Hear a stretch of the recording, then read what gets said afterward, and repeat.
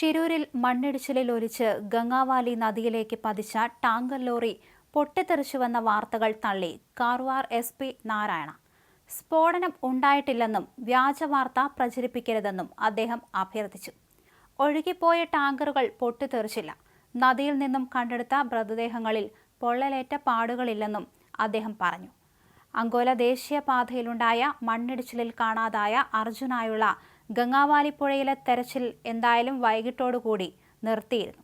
ശക്തമായ നീരൊഴുക്ക് കാരണമാണ് ഇന്നത്തെ തെരച്ചിൽ അവസാനിപ്പിച്ചത് എന്നാണ് അധികൃതർ പറഞ്ഞത്.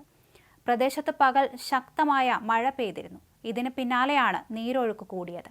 കോഴിക്കോട് സ്വദേശിയായ അർജുന് വേണ്ടിയുള്ള തെരച്ചിൽ 8ാം ദിവസവും പിന്നിടുകയാണ്. പുഴയിൽ കൃത്യമായി തെരച്ചിൽ നടത്തുന്നതിനായി ബോറിംഗ് യന്ത്രം എത്തിച്ചിട്ടുണ്ട്. നീരൊഴുക്ക് കുറയുന്നതിനനുസരിച്ച് പുഴയിലിറങ്ങി യന്ത്രം ഉപയോഗിച്ച് തെരച്ചിൽ നടത്തുമെന്നും സൈന്യത്തിന്റെ നേതൃത്വത്തിലാണ് ഇപ്പോൾ രക്ഷാപ്രവർത്തനം പുരോഗമിക്കുന്നതെന്നും അധികൃതർ വ്യക്തമാക്കിയിരുന്നു. അതേസമയം ഇലക്ട്രിക് ലൈനുകളിൽ തട്ടി ഷോക്കേറ്റുമല്ല ആളുകൾ മരിച്ചതെന്നും കണ്ടെടുത്ത മൃതദേഹങ്ങളിൽ പൊള്ളലേറ്റ പാടുകളില്ലായിരുന്നുവെന്നും SP കൂട്ടിച്ചേർത്തു. അതേസമയം അർജുന് വേണ്ടിയുള്ള തെരച്ചിലിനായി നാളെ ഐബോർഡ് സാങ്കേതിക സംവിധാനം ഉപയോഗിക്കുമെന്നാണ് retire major general M Indrabalan പറഞ്ഞത്.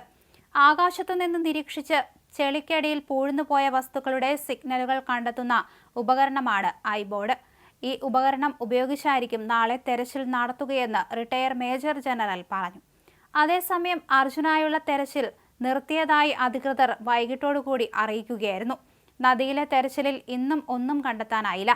ക്വിക്പേ എന്ന സ്വകാര്യ കമ്പനിയുടെ പക്കൽ നിന്നാണ് ഐബോർഡ് നാളെ എടുക്കുന്നത്. അത് വാടകയ്ക്കെടുക്കുന്നതാണ്.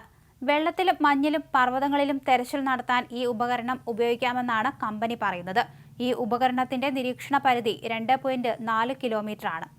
റേഡിയോ ഫ്രീക്വൻസിയും AI-യും സംയോജിപ്പിച്ച സാങ്കേതിക വിദ്യയാണ് ഇതിൽ ഉപയോഗിക്കുന്നത്. മണ്ണിൽ പുതഞ്ഞുപോയ വസ്തുക്കൾ 20 മീറ്റർ ആഴത്തിലും വെള്ളത്തിലും മഞ്ഞിലും 70 മീറ്റർ ആഴത്തിലും കണ്ടെത്താമെന്ന് ക്വിക്പേ കമ്പനി വ്യക്തമാക്കുന്നുണ്ട്.